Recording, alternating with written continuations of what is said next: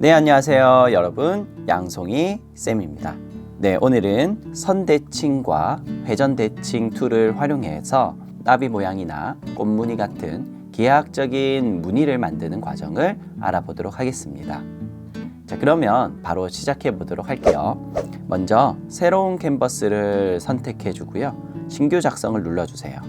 프리셋은 엽서를 선택해 주고 배경색은 투명을 설정해 주도록 하겠습니다. 자, 작성을 눌러 주시고요, 캔버스를 준비해 주세요.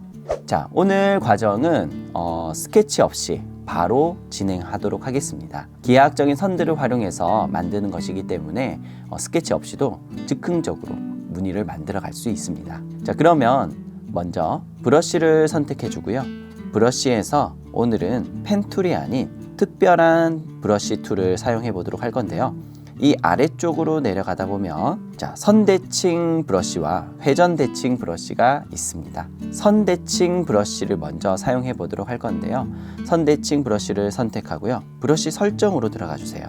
그리고 나서 브러쉬 사이즈는 15 정도, 그 다음에 최소폭을 한 91% 정도로 늘려서 이 브러쉬의 두께가 크게 변하지 않게끔 설정해 두었습니다. 이 아래쪽으로 내려가면 선대칭 브러쉬의 설정을 조금 더 할 수 있는 옵션들이 나오는데요, 라인 앵글을 이렇게 올려보면 이렇게 선대칭의 기준점이 변하는 것을 볼 수가 있습니다.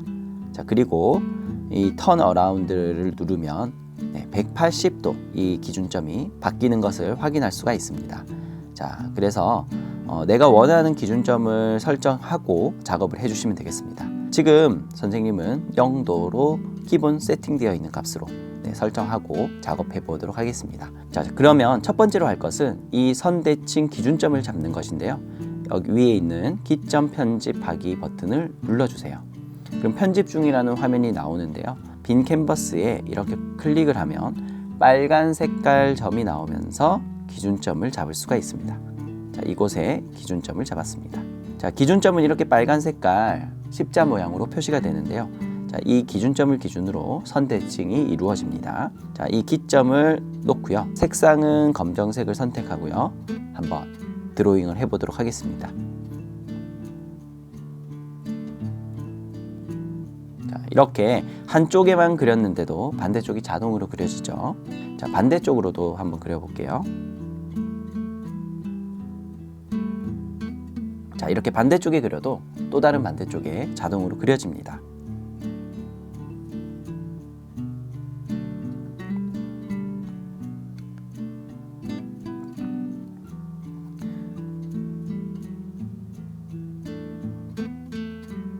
자, 이러한 무늬를 한번 완성해 보았는데요, 지금은 기하학적인 무늬들을 그렸는데 나비 모양처럼 이렇게 만들어지는 것을 확인할 수가 있죠. 자, 이런 무늬들 말고도 실제 드로잉을 할 때도 좌우가 동일한 이미지를 그린다면 이렇게 선대칭 도구를 활용해서 그림을 그리면 매우 유용할 것입니다.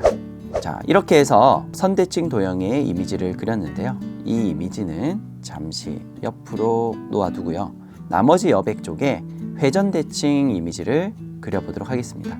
자, 레이어를 하나 더 만들어 주시고요, 이제는 브러쉬를 선택해서 회전대칭을 선택해 주세요. 자, 마찬가지로 브러쉬 설정에 들어가서요, 브러쉬 사이즈는 15픽셀, 최소폭은 91% 정도로 설정을 합니다. 아래쪽에 옵션들을 좀 살펴보면요, 이 넘버 오브 라인스라는 게 있는데 이것을 늘려보면 이렇게 회전대칭 기준점들이 늘어나는 것을 볼 수가 있습니다. 줄이면 줄어들죠. 이번 시간에는 5개의 기준점을 가지고 한번 그려보도록 하겠습니다. 이것도 마찬가지로 기점 편집하기를 눌러서 기준점을 잡아 주어야 됩니다. 자, 기준점을 잡았다면 이제 검정 색상을 선택하고 브러쉬를 활용해서 이렇게 그려줍니다.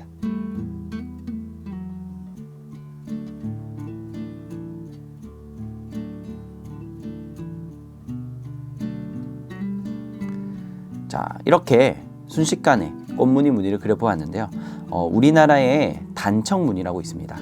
그런 무늬들이 이렇게 회전 대칭의 무늬를 많이 가지고 있습니다. 한번 따라서 같이 그려보면 연습하는데 많은 도움이 되겠죠. 자, 가운데 부분에 동그라미 원형을 더 추가해 보도록 할 건데요. 원형을 추가할 때 이렇게 회전 대칭이 그대로 있으면 원을 그려도 겹쳐지면서 선이 좀 두꺼워집니다. 그래서 새로운 레이어를 하나 추가해서 원을 추가해 주도록 할 건데요. 도형에서 보면 타원을 선택한 후에 원을 그리면 되는데, 지금 브러쉬가 회전 대칭 브러쉬를 그대로 설정해 두면, 자, 이렇게 원을 그리면 회전 대칭 설정에 따라서 원이 반복해서 5개가 그려집니다. 자, 그래서 브러쉬는 다시 펜 브러쉬를 활용해서 원을 그려주세요.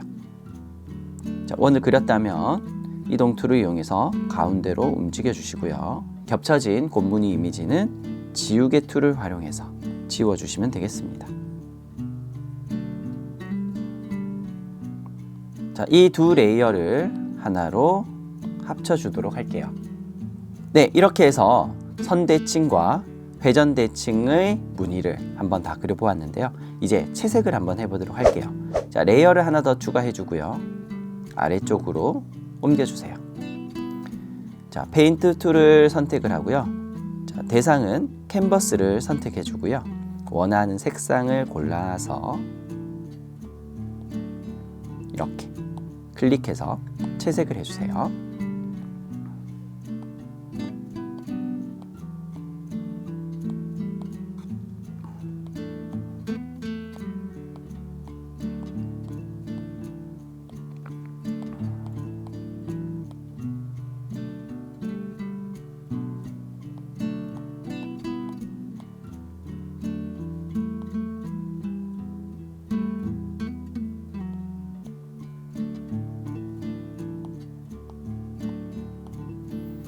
네, 이렇게 해서 채색을 완료했는데요. 우리나라 전통 단청색을 좀 참고해서 채색해 보았습니다.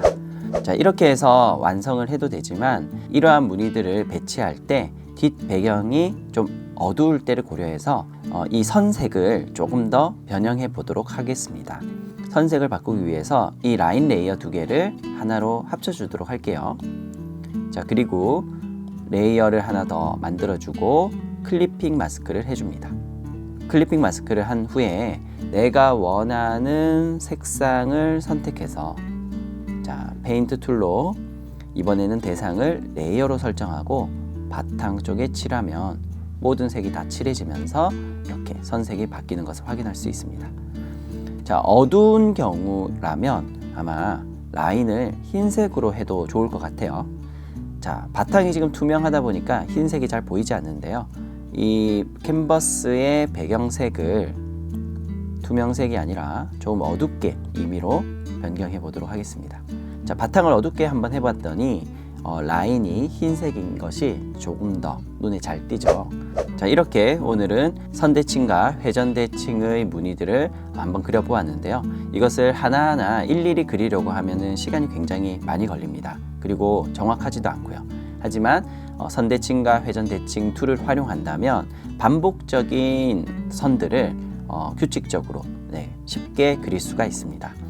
자, 여러분들 다양한 무늬들을 생각해서 한번 그려보도록 하고요. 즉흥적으로 생각해서 다양한 무늬들을 한번 창작해보면 재미나게 연습해 볼 수 있을 것 같습니다. 네, 오늘은 이렇게 해서 마무리하도록 하겠습니다. 자, 다음 시간에 또 재미있는 일러스트를 준비해서 찾아뵙도록 하겠습니다. 자, 그러면 여러분들 다음 시간을 기대해 주시고요. 다음 시간에 만나요. 안녕.